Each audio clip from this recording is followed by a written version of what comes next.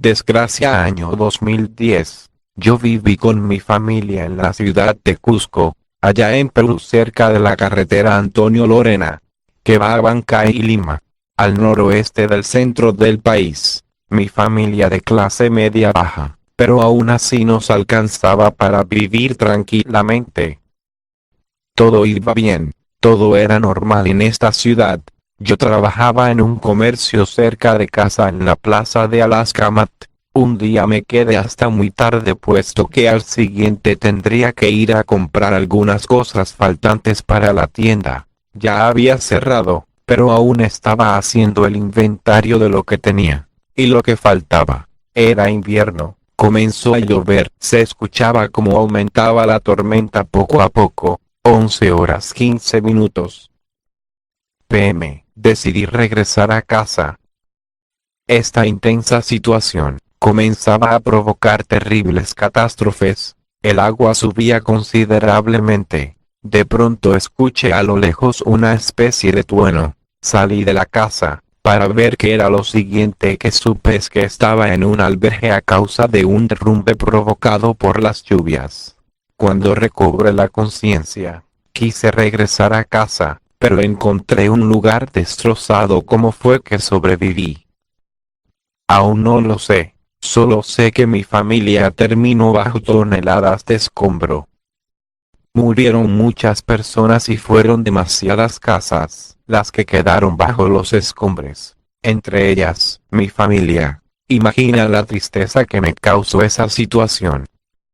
Por un momento entré en un estado de trance del que me costó salir. Muchos días después regresé y estaba solo. No tenía a nadie ya. Así que decidí salir de esta ciudad que tanto daño me hacía. De esta manera terminar con el sufrimiento que me dejaban los recuerdos de lo que pasó aquí. Decidí, después de mucho pensarlo, ir a Estados Unidos ya que en ese lugar estaba un gran amigo que se marchó porque no tuvo oportunidades de sobrevivir, ni en el pueblo, ni en la ciudad. Lo alcanzaría allá.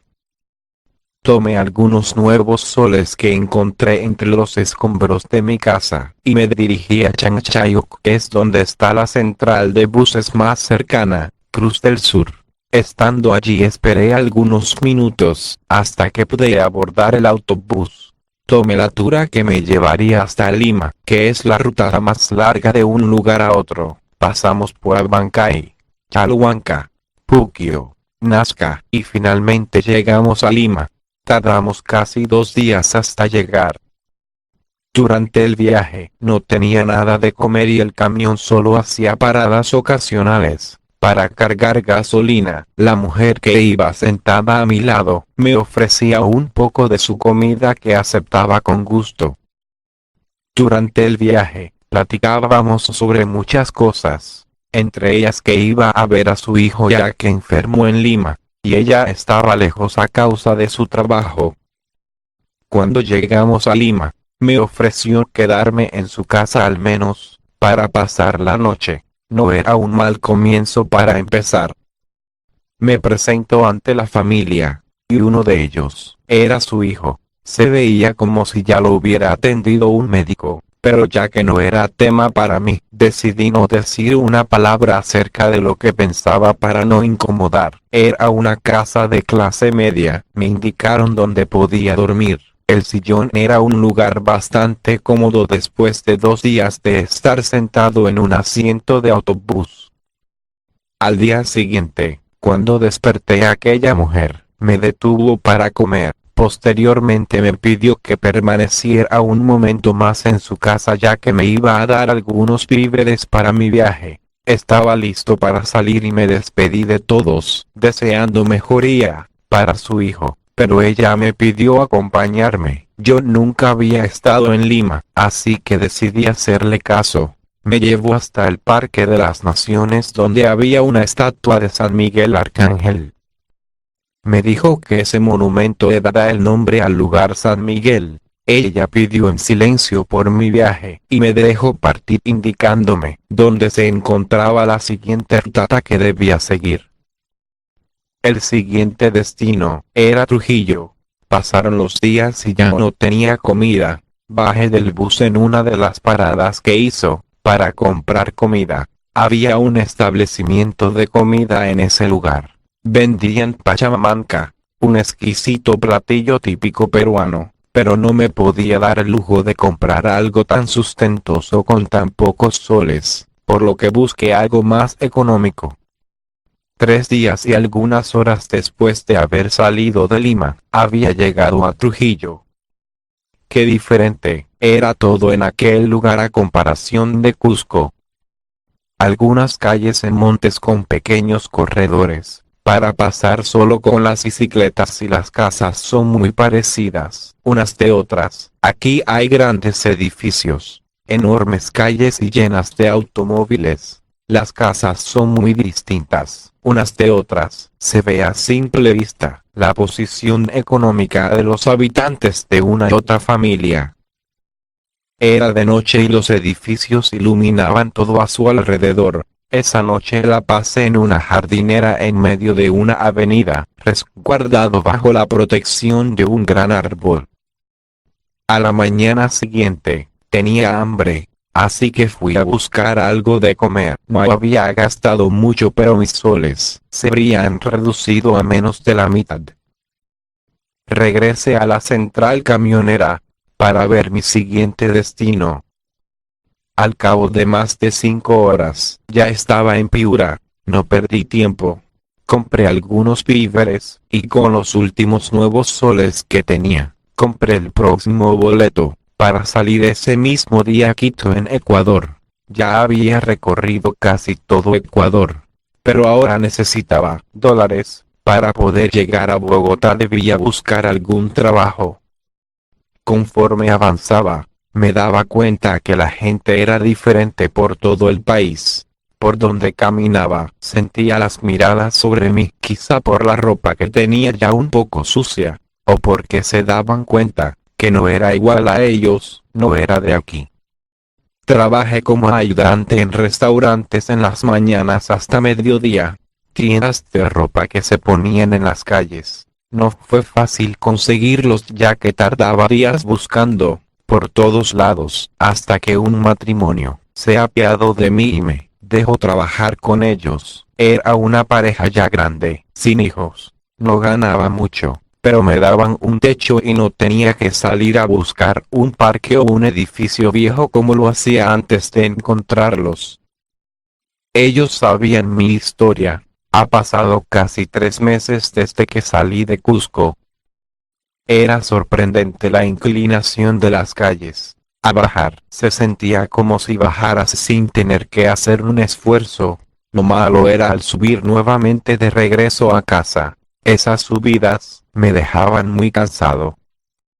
No podía salir ni alejarme mucho de la casa, y en los tiempos libres, el señor Don me contaba acontecimientos del pasado en los que él participó, como el descubrimiento de yacimientos de petróleo en 1968. En ese entonces ellos no vivían allí en Quito, sino que al noroeste del país. Cada día por la noche me contaba historias como esta, como si fuera un niño pequeño. Me quedaba atento escuchando sus relatos. Era como viajar en el tiempo y el espacio.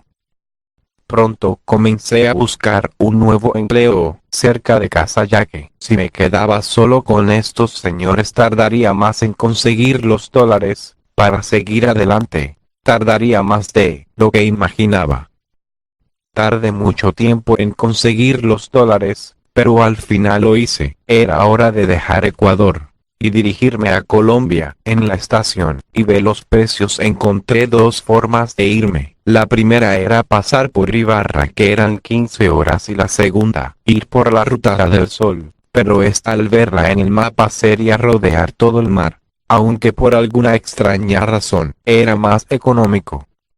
Después de mucho pensarlo opté por irme directo por Ibarra, hasta que llegué a Medellín. Cada vez me sorprendía más. Estaba frente al puente Gilberto Echeverry Mejía. Estaba casi anocheciendo. Me quedé para contemplarlo por unos instantes, pero se convirtieron en minutos, y casi al término del ocaso vi cómo se iluminaba en medio de crepúsculo.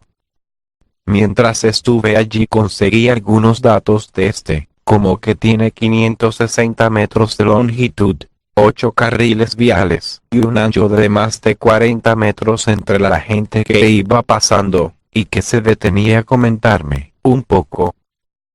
Aquí fue más difícil conseguir empleo, y me enfrenté, por primera vez a la migra que quiso detenerme, pero gracias a un suceso de mayor fuerza que un migrante. En ese momento supe que no debía acercarme a los policías. Una parte de mí se quedó en ese puente ya que su resplandor nocturno me hacía sentir bien.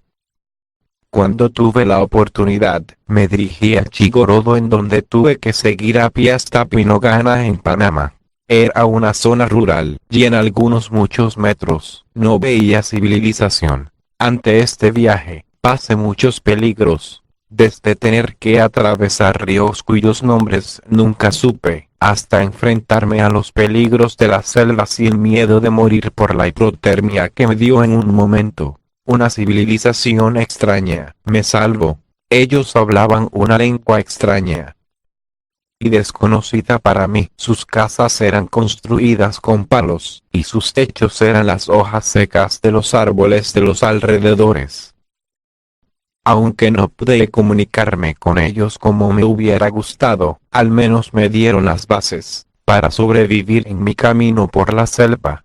Calculo que tardé más de un mes en encontrar la salida, pero después de mucho caminar, llegué a la carretera de Pinogana, la cual atravesé a base de aventones que me daban los conductores que pasaban por allí. Al platicar con ellos me enteré que la selva con la que me había topado era el Parque Nacional de Darién. Gracias a esas personas, llegué a Panamá. Desde Lima, no había visitando un lugar religioso. Me enteré que allí estaba frente a una iglesia, la de Nuestra Señora del Carmen. Después de pedir dinero y contar mi historia en los camiones, decidí ir a ese lugar para pensar y reflexionar un poco. Conforme me mezclaba con la gente, encontré un grupo que la bailaba, Danza del Gran Diablo, que simboliza la lucha de ultratumba entre el bien y el mal, representados en las figuras del ángel San Miguel y el diablo. Me mostraron cómo vivir a su modo. Al poco tiempo me hice pasar por uno de ellos, y cada vez que me veía un policía los confundía. Mi caracterización, que era parecida a la de mis compañeros de baile. Con estos simpáticos personajes, aprendí a realizar distintos platillos como tamales, pasta de maíz rellena de carne y envuelta en hojas de plátano, el guacho, tamales de olla, entre otros que salíamos a vender, a veces con nuestros trajes de danza.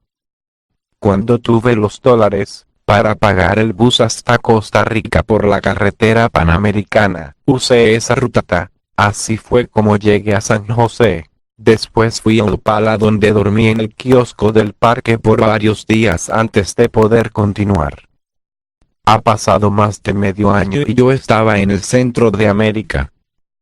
Cuando llegué a Managua, en Nicaragua, me encontré con Santo Domingo. Managua, que era una enorme estatua de Jesucristo, la vi solo de lejos ya que estaba rodeada de carreteras enormes, y a su alrededor era un pasto verde. Permanecí poco tiempo allí y después me fui por la carretera panamericana que me llevó a Estelí, Somoto, Choluteca en Honduras, y a San Miguel en El Salvador. Cada vez que encontraba una iglesia, entraba para pedir por mi seguridad, y por llegar pronto a mi destino. Ya estaba cansado. Más de una vez pensé en dejar que la migra me regresara. Por alguna razón siempre podía escapar. Había tenido suerte. Por mucho tiempo seguí las vías construidas en 1881, hasta que llegué a Huachapán, recolectando cualquier cosa para poder comer y tomar agua. De vez en cuando subía en uno de los ferrocarriles que pasaban por allí, donde encontraba gente como yo que iba a conseguir el sueño americano. Al llegar a Guatemala utilicé la misma técnica que venía usando desde hace tiempo. Subí a los camiones a contar la historia. La gente se apiadaba de mí. Encontré un albergue de gente, como yo. Todos buscaban la forma de salir del país, para atravesar el siguiente, además de conseguir algunos quetzales para comprar alimentos. Durante mi viaje, me han regalado distintas vestimentas y así es como he podido hacerme pasar por la gente de allí. La encargada del lugar me comentó que todos buscan su comida como pueden y que ese lugar solo es el techo que los cubriría. Pasó un mes en el que no pude hacer mucho. Por fin un tipo del albergue me dijo que estaban contratando gente en las afueras de la ciudad. Nos fuimos como pudimos para allá y a base de suerte y ensayo, aprendimos a cosechar café, caña de azúcar, bananos, y plantamos tabaco, algodón, maíz, frutas, entre otras cosas. En medio de tanta producción siempre había algo que podíamos llevarnos a la boca.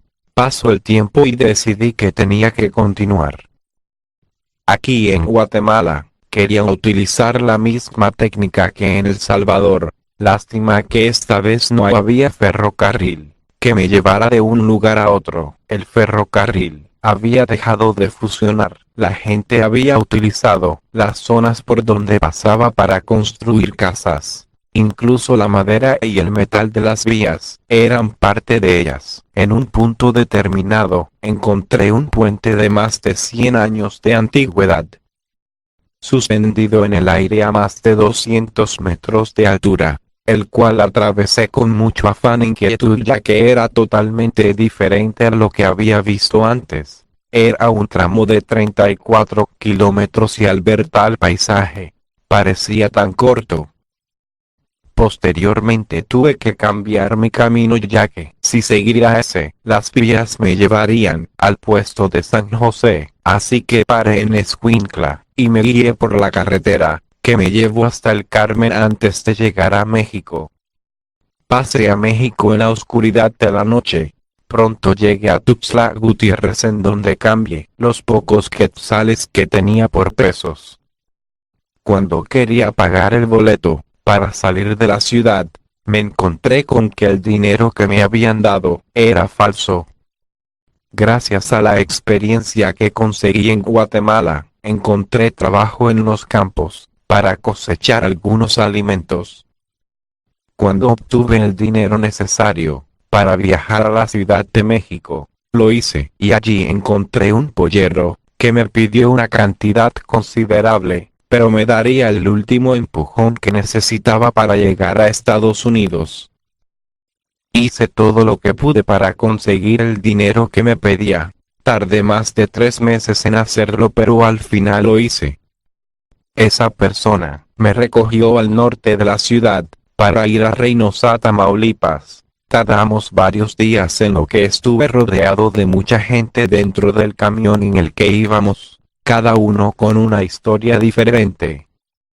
El camión se detuvo. El chofer nos dijo que bajáramos ya que teníamos que pasar por el río Bravo para que así al momento de que el camión fuera revisado, no encontraran nada y él nos recogería del otro lado del río. Era de noche, el agua estaba fría. Cuando casi habíamos pasado al otro lado, escuchamos una voz que decía la migra, la migra. En medio de toda la confusión algunos policías aparecieron y comenzaron a capturar a la gente que estaba en ese lugar, entre ellos, yo. Solo logré dar algunos pasos en el suelo estadounidense.